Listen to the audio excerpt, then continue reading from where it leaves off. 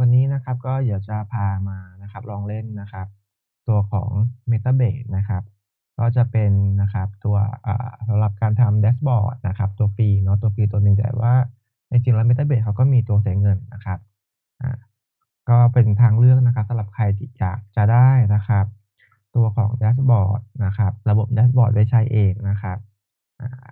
ก็เทียบเคียงกับพวก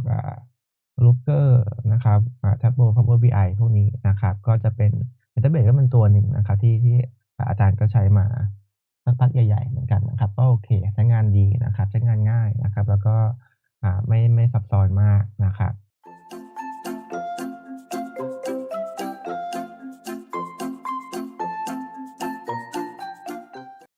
ตัวของ Metabase เองนะครับเขาก็จะเป็นพวกแดชบอร์ดโซลูชันนะครับก็ถ้าจำไม่ผิดก็จะมาจากค่ายจีนนะครับเท่าที่ทราบล่าสุดเนาะว่าไม่แน่ใจปัจจุบันจะเปลี่ยนเจ้าของหรือยังนะครับก็เดี๋ยวจะพานะครับมาติดตั้งนะครับติดตั้งแล้วก็ลองดูว่ามันทำงานอะไรประมาณไหนได้บ้างนะครับนี่ก็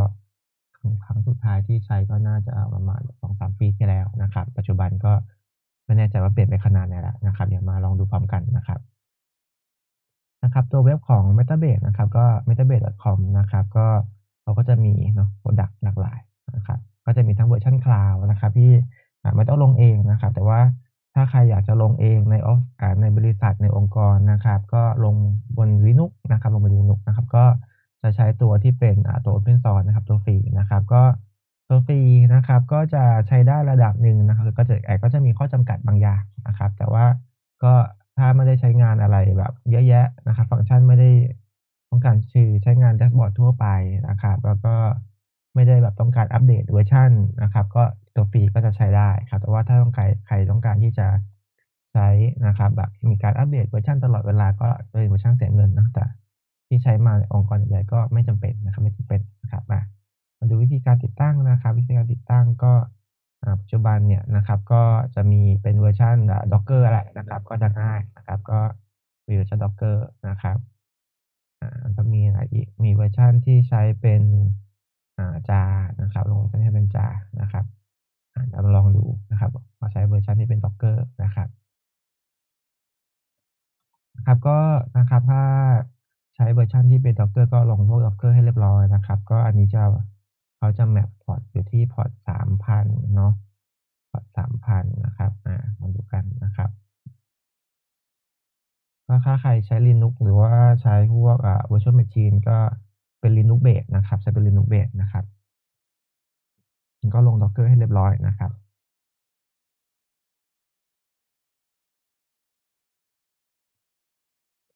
ตึ๊ดๆๆอันนี้นะครับ Docker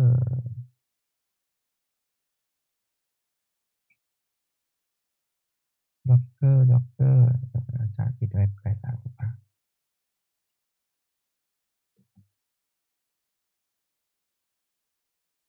นะครับก็สตาร์ตDocker Service ให้เรียบร้อยนะครับถ้าใครลง Docker เอาไว้นะครับโอเคนะครับเดี๋ยวลองรันอีกทีหนึ่ง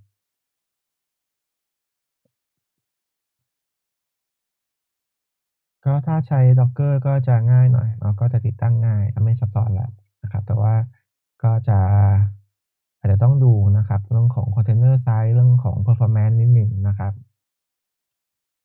อ่า allocate resource ให้เขาเยอะหน่อยนะครับถ้าใช้งานในองค์กรแบบหลายๆยูสเซอร์นะครับแต่ว่าถ้าลองเล่นนะครับลองอะไรเองก็ Docker ก็โอเคนะครับ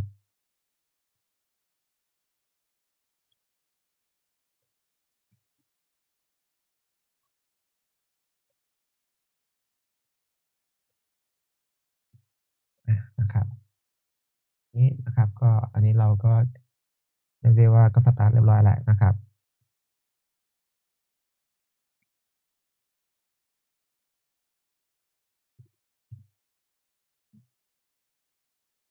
ครับก็มาลองอ่านเพิ่มเติมนิดหนึ่งนะครับ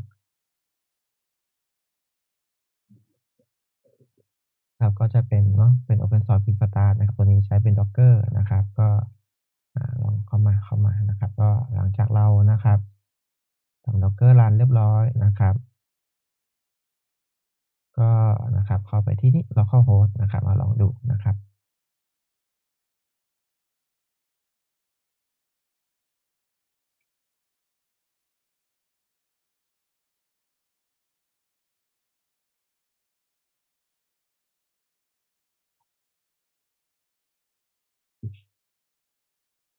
นะครับรอเขานิดหนึ่งนะครับ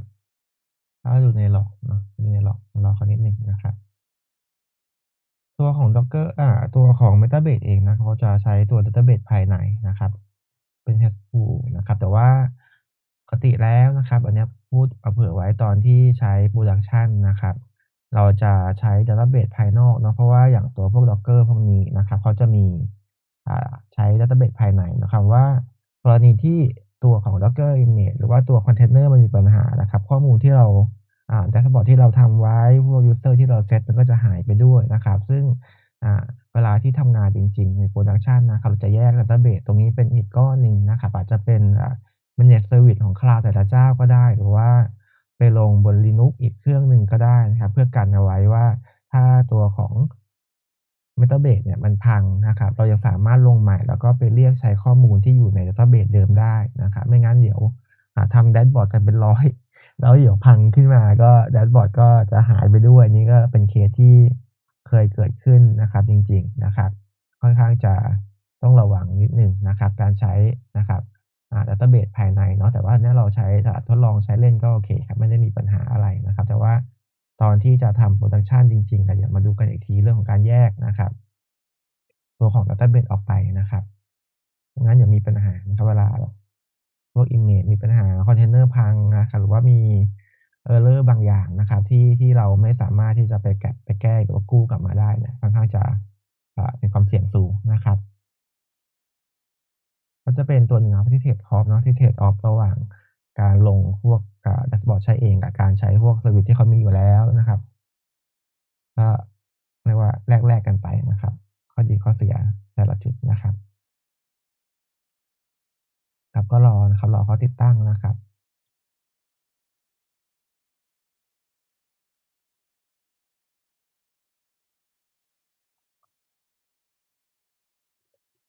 ส่วนใหญ่นะครับเวลาพวกลงพวก Open Source พวกนี้เขาก็จะมีดัตเตอร์เบสของเขานะครับติดมาด้วยเสมอนะครับ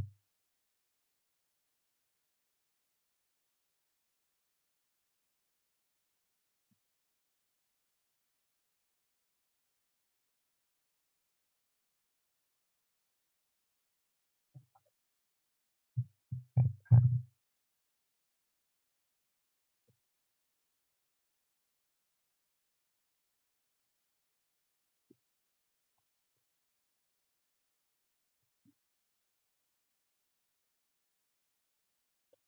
นะครับนี่ก็นะครับสตาร์ตเรียบร้อยนะครับสตาร์ตเรียบร้อยนะครับก็ถ้าดูตรงนี้เนาะ มันก็จะเป็นล็อกนะครับเป็นล็อกของเขานะครับก็เวลาเปิดเว็บเปิดอะไรก็จะขึ้นตรงนี้นะครับลองเล่นดูนะครับก็นี่เลือกภาษาเนาะก็ซัปพอร์ตนะครับซัปพอร์ตหลากหลายภาษานะครับปัจจุบันอาจารย์เริ่มเห็นนะครับเริ่มเห็นตัวเว็บที่เขาเริ่มใช้หรือว่าตัวเกมเนาะทั้งเว็บทั้งเกมเริ่มใช้พวก Gen เอไอนะครับอาจจะเริ่มแปลภาษาค่อนข้างจะเยอะแหละนะครับก็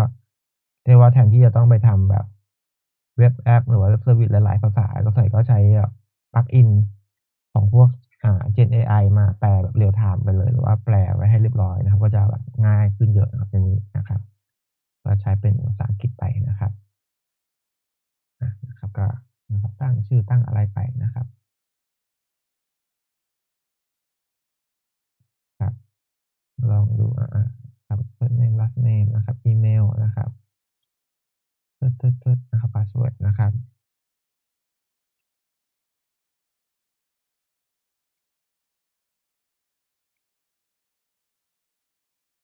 นะครับ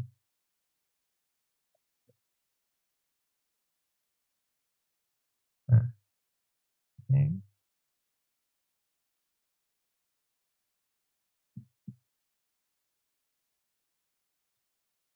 นะครับเขาก็จะมีให้เลือกว่าจะใช้สำหรับอะไรนะครับใช้สำหรับ เป็น self service นะครับ self service สำหรับภายในองค์กรนะครับใช้สำหรับเป็น embed สำหรับแอปพลิเคชันคือเข ข้อดีของ Metabase คือเราสามารถที่จะเรียกว่าเอาลิงก์นะครับของตัวแดชบอร์ดเราไปแปะไปที่แอปตัวที่เว็บอีกชั้นหนึ่งก็ได้นะครับก็จะเป็นก็จะนิยมนะสำหรับการทำพวกแอปพลิเคชันของเราเองที่แบบเราอยากจะให้มีแดชบอร์ดเนาะแทนที่เราจะไปเขียนแอปพลิเคชันหรือว่าไปเขียนแดชบอร์ดไปเขียนกราฟนะครับไปเขียนกราฟเองอะเขียนด้วย JavaScript อะไรอย่างเงี้ยมันก็อาจจะวุ่นวาย นะครับเราก็แค่นะครับมาใช้พวกเนี่ยตระกูลของพวก Metabase หรือว่าใช้พวก Superset นะครับที่เป็นพวกตระกูล Open Source เนี่ยเราสามารถที่จะทำแดชบอร์ดนะครับบนนี้แล้วก็เอาลิงก์นะครับไปแปะนะครับไปเจาะ iframe อาจารย์ไม่แน่ใจว่าสมัยนี้เขาเรียกว่าอะไรแต่สมัยที่อาจารย์เคยทำก็เขาจะเรียก iframe น่าจะมา10ปีที่แล้วเนี่ยเราก็จะ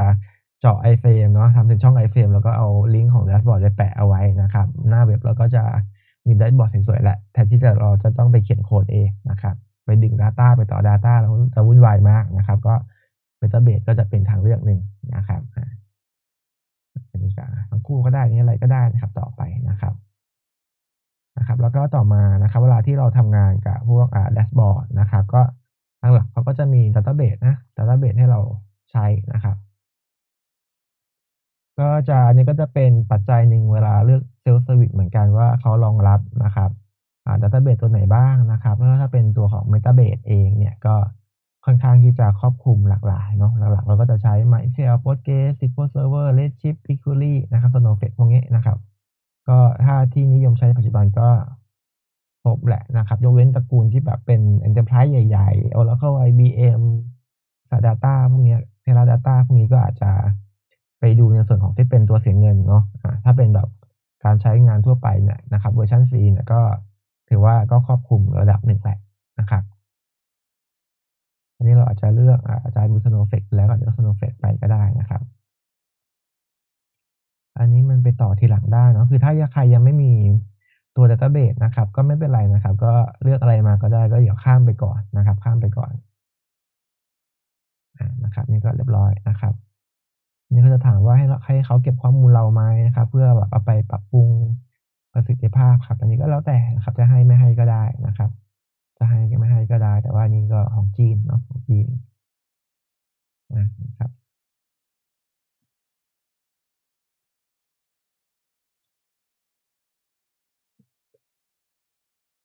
ครับคราวนี้เราเข้ามาปุ๊บหน้านี้ก็จะเป็นหน้าโฮมเนาะหน้า Welcome นะครับหน้า Welcome สำรวจตรงนี้นะครับก็จะมีเมนูเนาะ Explorer อยู่ทางซ้ายนะครับแล้วก็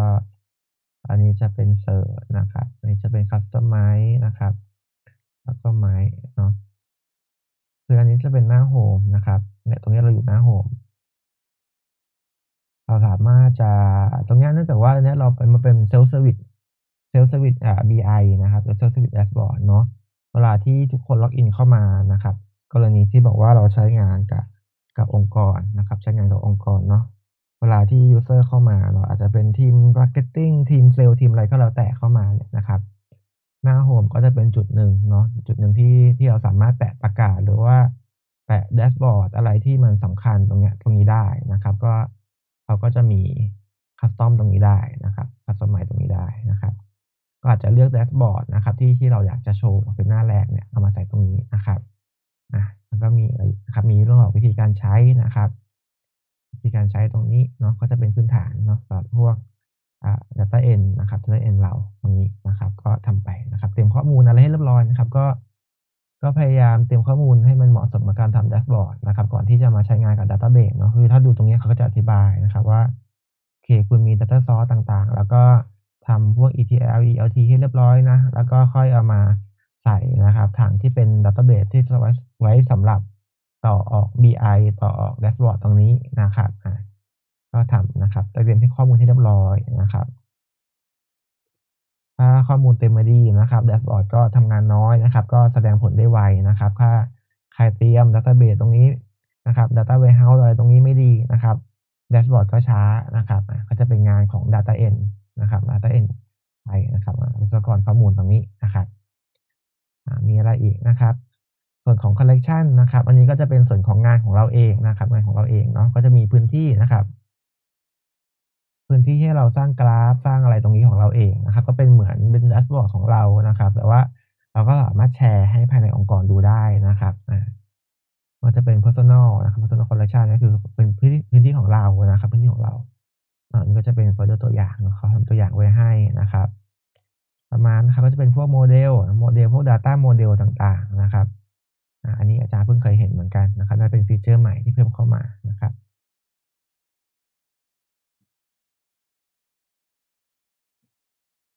ตรงนี้ก็จะเป็นเหมือนกับเป็นเดี๋ยวดูก่อน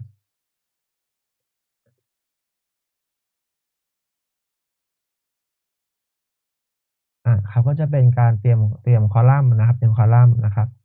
การแก้ไขคอลัมน์นะครับการดูคอลัมน์ต่างๆนะครับซอร์สนะครับมากไปน้อยไปมากการกรองนะครับดู distribution นะครับของแต่ละค่าเนาะ summary editor อะไรตรงนี้ได้นะครับเดี๋ยวค่อยกลับมาดูนะครับค่อยกลับมาดูChrome ก่อนแล้วก็จะมีดัตเตอร์เบสนะครับดัตเตอร์เบสก็เป็นรายการนะครับเป็นรายการของดัตเตอร์เบสที่เราได้เชื่อมต่อเอาไว้นะครับเชื่อมต่อเอาไว้ตรงนี้นะครับ ปกติแล้วเวลาต่อ Database เขาจะให้แอดมินต่อไว้ให้นะครับคนที่มี user password นะครับมา add ไปให้เนาะแล้วก็ที่เหลือก็จะเป็นแค่ผู้ใช้งานนะครับ Metric นะครับก็จะเป็นเรื่องหน่วยวัดต่างๆนะครับอย่างเช่นบอกว่าเราทำ marketing เนาะก็จะมีเรื่องของ revenue เรื่องของอะไรพวกนี้นะครับเดี๋ยวไป add ตรงนี้ได้นะครับ add ตรงนี้ได้ค่อยว่ากันนะครับต่อมานะครับก็จะเป็นเรื่องของอันนี้ถังขยะเนาะเผื่อลบอะไรไปก็จะอยู่ในนี้นะครับ ส่วนต่อมาก็จะเป็นเรื่องของการ add การเพิ่มนะครับการเพิ่มฐานข้อมูลนะครับก็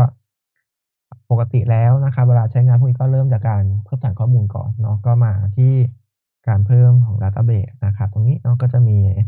Data Source มากมายนะครับไว้ให้นะครับแล้วก็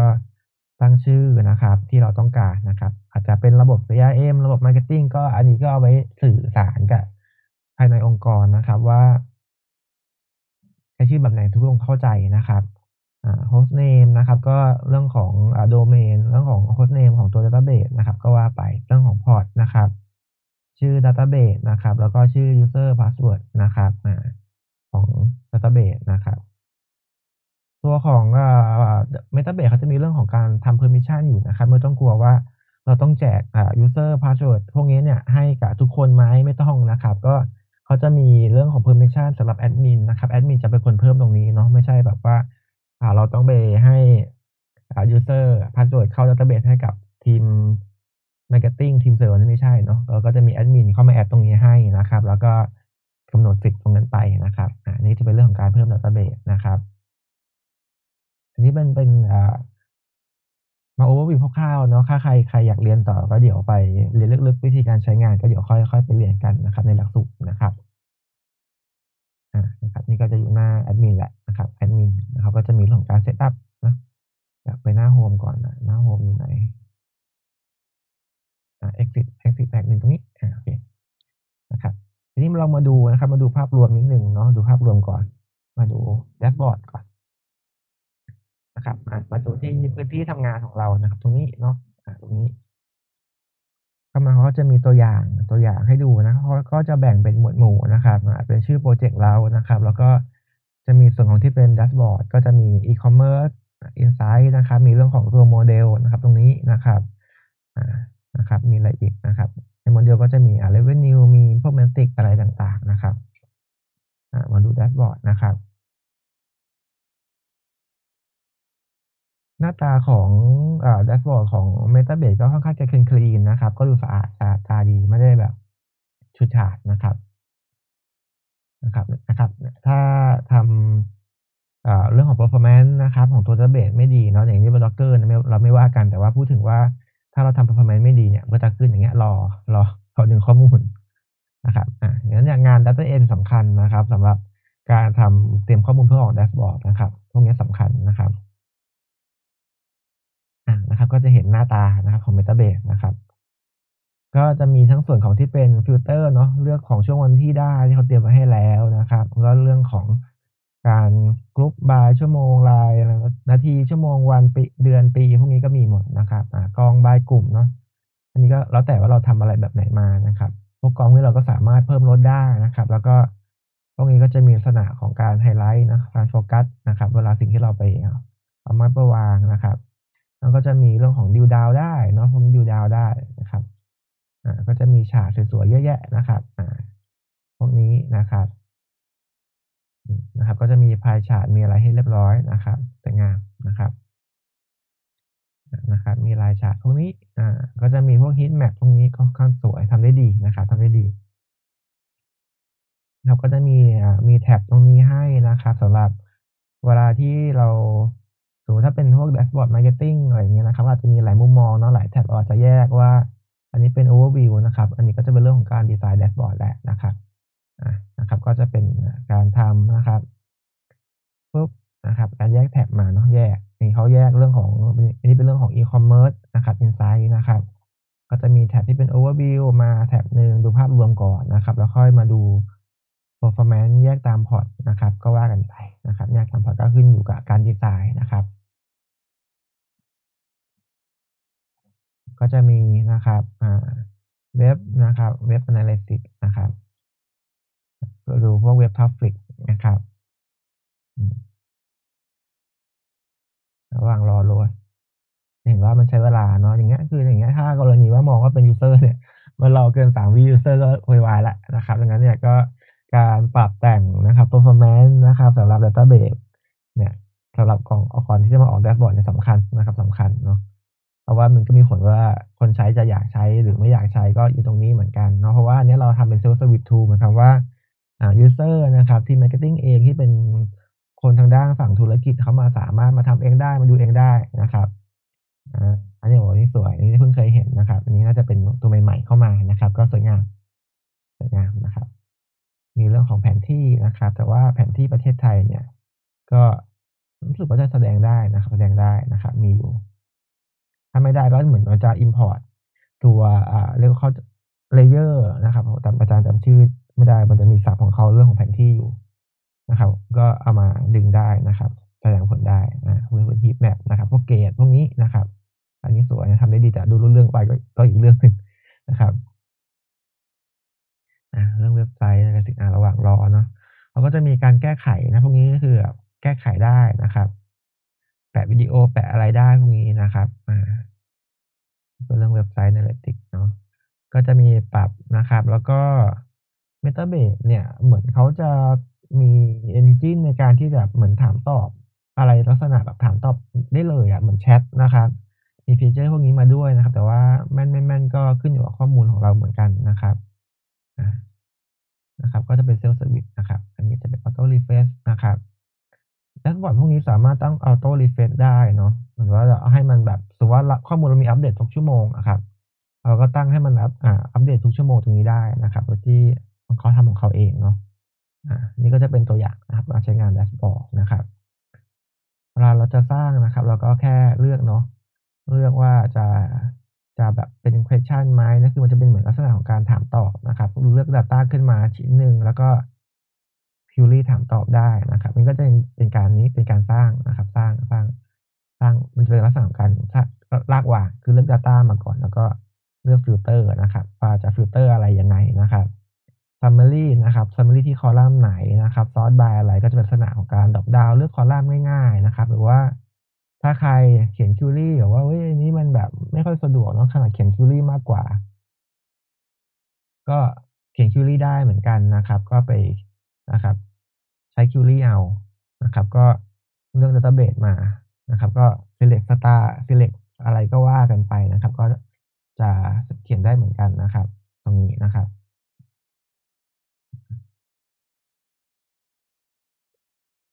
ปุ๊บๆอะไรก็ว่ากันไปนะครับมันก็จะมีเขียน query ได้นะครับ query ได้ตรงนี้เขียน query ได้นะครับก็จะมีพวกฟังก์ชันพวกsnippet ให้เราเล่นนะครับมีตัวแปรมีฟังก์ชันอะไรของเขานะครับตรงนี้นะครับมีวิธีการใช้ให้เรียบร้อยนะครับหรือว่าเราจะสร้างเป็นแดชบอร์ดก็ได้นะครับแดชบอร์ดก็ต้องนะครับเลือกว่าชื่อแดชบอร์ดอะไรนะครับ ก็สร้างไปนะครับแล้วก็จะเก็บไว้ที่คอลเลกชันไหนเนาะเราก็สร้างได้นะครับมาสร้างคอลเลกชันมาเลือกได้นะครับว่าจะแบบเป็นของเราเองหรือว่าเป็น Personal Collection หรือว่าให้แชร์กับทุกคนนะครับก็เลือกไปเนาะอันนี้ก็ เอาไว้ในพื้นที่ของเราก่อนอย่างงี้ก็ว่าไปนะครับนี่เป็นมาให้ดูภาพรวมนะครับนะครับก็จะมีนะครับเวลาทีนี้เราอยู่เรื่องของการสร้างแดชบอร์ดนะครับก็มันก็จะมีฉากให้เราเลือกนะครับฉากให้เราเลือกนะครับอาจจะเลือกจากข้อมูลที่เรามีอยู่แล้วนะครับนะครับนะครับลักษณะนี้นะครับ ถ้าจำไม่ผิดนะครับการที่จะทำแดชบอร์ดได้ต้องสร้างฉากก่อนเนาะสร้างพวกหมดมาพวกฉากเล็กๆก่อนแล้วค่อยมาประกอบร่างนะครับอันเนี้ยเราเลือกทำตัวของ Matic เนาะ Matic ก่อนนะครับแล้วก็ให้เขาจะให้เลือก data มานะครับแล้วก็ดูว่าเราจะทำอะไรเนาะหรือว่าจะนับจำนวน ID นะครับอะไรอีก ID อันนี้ไม่กรอกเราไม่กรองเราจะเคานต์นะครับนับจำนวนนับจำนวนอะไรนะครับลองดูนะครับ อันนี้ก็จะเป็นนับจำนวน record ทั้งหมดเนาะถ้าเป็น count เฉยๆนะครับถ้าเป็น sum ถ้าเป็น sum อะไรเขาจะบอกเนาะ sum จำนวน sum seed นะครับก็จะเป็น sum ของค่าตัวนี้นะครับก็จะได้ตัวเลขนี้ออกมาแล้วก็กดเซฟนะครับแล้วก็ตั้งชื่อเนาะคอยตั้งชื่อก็จะได้นะครับ static มานะตัวหนึ่งก็จะเป็นตัวเลขอย่างงี้นะครับแล้วก็เอาไปนะครับไป add ใส่นะครับ ถ้าบอกว่าเราจะทำฉากล่ะนะครับทำฉากลองทำโมเดลดูนะครับก็จะทำได้ทั้งโน้ตบุ๊กแล้วก็เนทิฟเนาะเดี๋ยวอันนี้ยาวเดี๋ยวอันนี้ยาวลองดู Matic อีกสักรอบหนึ่ง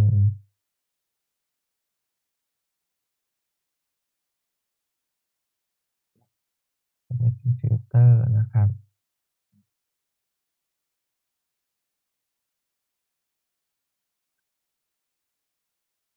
Matic ส่วนใหญ่มันก็จะเป็นเรื่องของการ sum เนาะการคำนวณนะครับเป็นเรื่องของการคำนวณค่าต่างๆเราอยากได้ชาร์ตนะลองดูที่โมเดลไม่เอา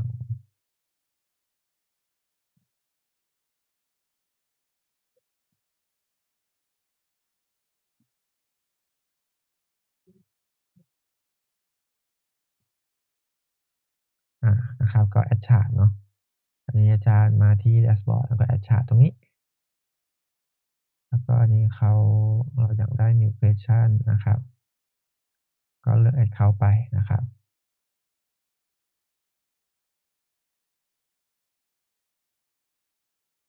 ฟิลเตอร์ไม่ใช้เราลองนะครับ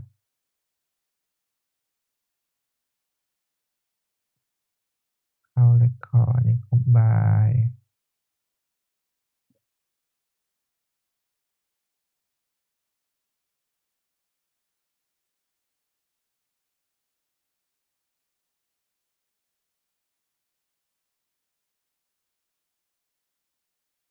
นะครับถ้าเราเลือกมาตรงๆเนาะยังไม่ได้ฟิลเตอร์ยังไม่ได้ทำอะไรก็จะเป็นลักษณะอย่างงี้นะครับทีนี้นะครับเราจะ visualize นะครับนะครับลองทำเป็นพายดูนะครับเป็นพายดู ทายของค่านะครับเลือกนิดหนึ่งนะครับ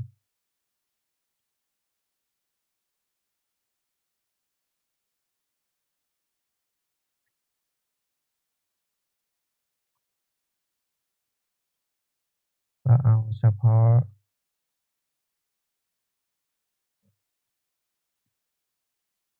เอาเฉพาะเดี๋ยวก่อนนะครับดูตรงนี้เอาจออันนี้ออกก่อนอืมจะดูแยกตามประเทศเนาะประเทศดูอันนี้ออกนะครับที่อย่างเดียวนะครับอันนี้ออกนะนะครับเราจะได้นะครับตรงนี้ออกมาเนาะทีนี้เราอยากได้ เราอยากได้เรื่องของเขาอ่ามันเป็นเขาอยู่นะครับเป็นพายดูสิ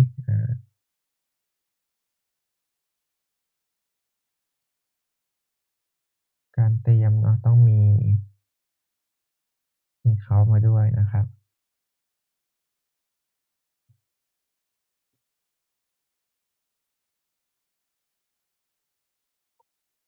กลับไปหน้าเตรียมข้อมูลก่อน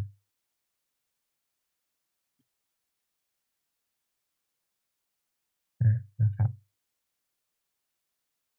เราจะได้จำนวนของตรงนี้ออกมานะครับจำนวนของเขาของแต่ละนะครับอันนี้ของแต่ละประเทศนะครับออกมานะครับผล visualize เนี่ยเรามี2ค่าแล้วเนาะเรามีแกนที่เป็นอ่าประเทศนะครับแล้วก็จำนวนนับนะครับถ้าเรามานะครับทำ pie chart เนาะมันก็จะได้นะครับ pie chart ออกมาแล้วก็จะมี rank ตรงนี้ให้นะครับเวลาเราไปคลิกก็จะมีตรงนี้นะครับนี่ก็จะเป็นนะครับการทำ chart อย่างง่ายเนาะก็คือเตรียมข้อมูลนะครับแล้วก็ใส่ matrix นะครับในการนับจำนวนอะไรก็แล้วแต่ใส่เข้าไปเนาะ ก็มีค่าใดค่าหนึ่งเนาะจากนี้ไปก็จะเป็นทำพายนะครับเพราะว่าเรากำลังดูนะครับปริมาณของจำนวนนับของแต่ละประเทศนะครับmap ก็ได้เหมือนกันนะครับ map อันนี้ก็จะมีเขาเนื่องจากว่าเขา map และลองมาให้แล้วนะครับก็จะมาพล็อตลงแผนที่ได้นะครับแล้วก็อันนี้ก็จะเป็นเหมือนเป็น heat map เนาะอะไรที่มีปริมาณเยอะนะครับก็จะเป็นสีเข้มนะครับนี่ก็จะเป็นเรื่องของการทำพวก BI นะครับ อันนี้นะครับลองมาดูเล่นๆทางฝั่งที่เป็นการจัดการนะครับการจัดการบ้างนะครับว่ามีอะไรบ้างนะครับหน้าของพวก Account Setting นะครับก็จะมีนะครับ Database เนี่ยนะครับเนื่องจากว่าเขาออกแบบมาเป็น Self Service นะครับเราก็จะดูพฤติกรรมของคนใช้งานได้นะครับว่ามีคนใช้งาน